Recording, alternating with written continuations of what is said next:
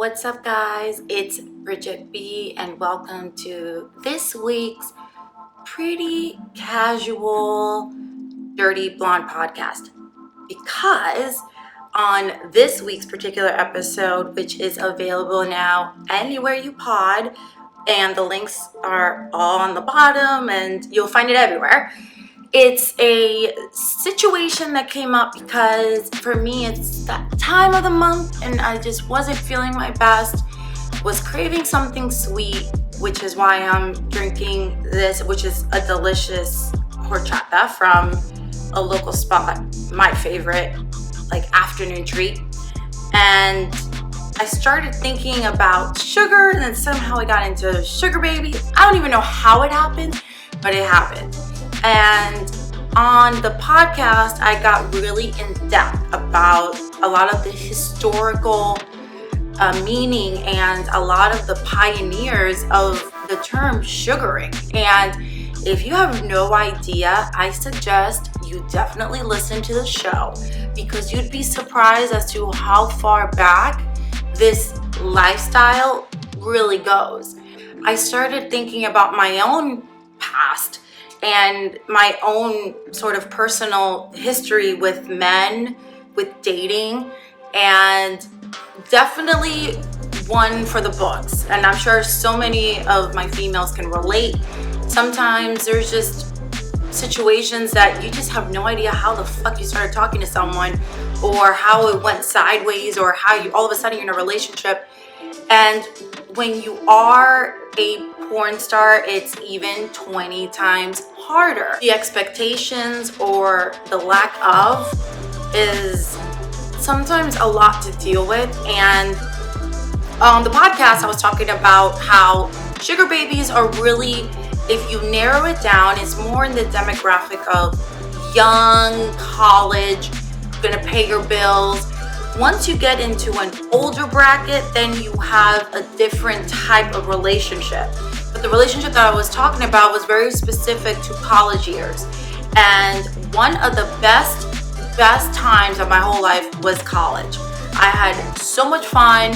I wouldn't trade those years for the world. Which is why it's surprising to those who don't know me that I never accepted a proposal of any sorts of that kind, because I did not want to invest my time. I touched on all that on the show, but what I didn't touch on was exactly how I felt having to say no, because when you are in college and the bills are racking up and you're like, what am I going to do next month? You kind of either figure it out, or you quit, or you do what you have to do. And I started stripping. That is how the world opened for me, because I was a cocktail waitress at a very cute, very fun, very awesome gentleman's club in Akron, Ohio first. And some really big names came in. I remember Colin Farrell came in once. LeBron James came in when he was so young. He wasn't even 21, with Usher. And well, that was in Cleveland. But in the Ohio area, I was in between two clubs. I forgot the name in Akron and one in Cleveland in the Flats.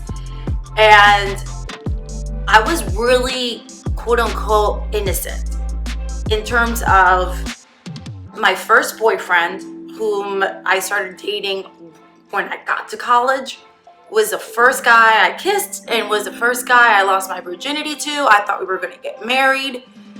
And all of a sudden, freshman, sophomore year, I was in that kind of a relationship, to dancing on the pole by senior year. It's like, you wonder what happens in your mind, or what went through my mind that made me want to do that.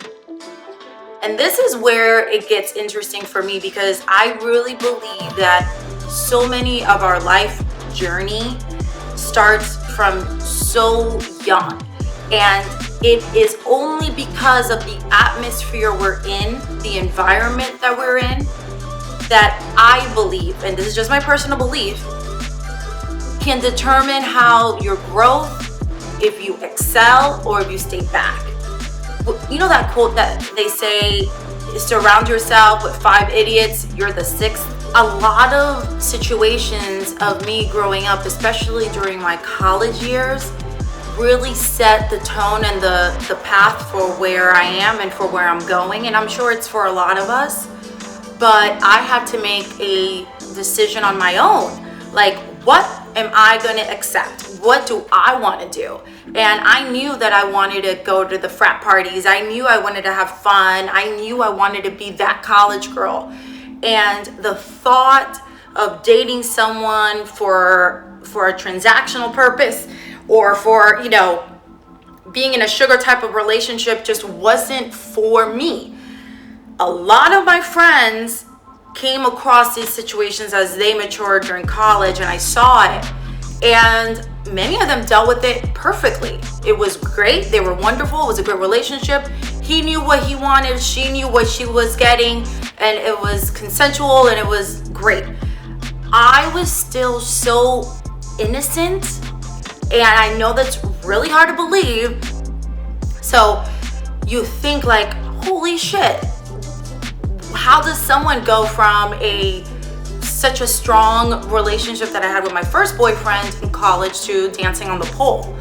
And I think the research I did for this week's episode on the podcast really gave me that sense of when you're a bad bitch and when you know what it is that you want, it doesn't matter what is offered to you. It doesn't matter what carrot is being dangling in front of you. You make your own choice. And I am so proud of what I've done because I'm happy. Who knows what my path would have taken me. And would I have changed a couple of things? Sure, we all would. There's some times where I'm like, well, if I would have just made that right turn on Wednesday, I would have never met so-and-so. A lot of those. But for the most part, my college years, even though offers were coming in and even though I had the opportunities of financial gains that I was just maybe too naive to really grasp, it led me to where I am now, which I wouldn't change because then I wouldn't have met certain people and I wouldn't have possibly felt the way I do now. So I don't know, it was interesting to kind of just do that research and really understand how sex and power and the exchange of has been around longer than anyone cares to even ask. So when sex becomes such a taboo subject, even still, I'm trying to do my best and, as I said in other episodes, like break down so many barriers.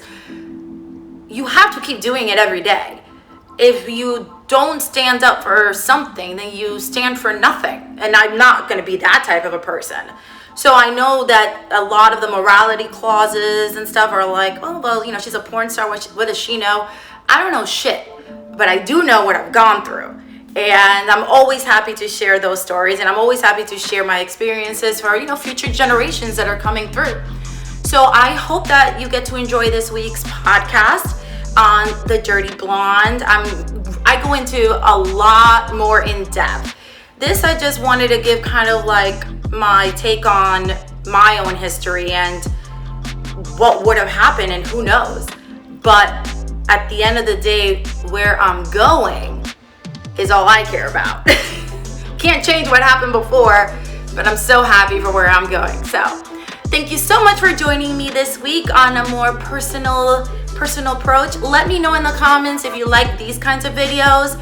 I know that I always seem very, there was a couple of comments that were like, oh, you're always so poised or so scripted. And no, guys, nothing scripted. I literally pull all of this out of my ass at the moment that I film because I'm wanting to be as natural, as raw, and as personal with you guys, especially since you are taking the time to watch. So With that being said, I hope you're enjoying all the episodes on this channel. There's so much more fun coming. Stay tuned for so much more Dirty Blonde. Mwah. See you next episode. Bye.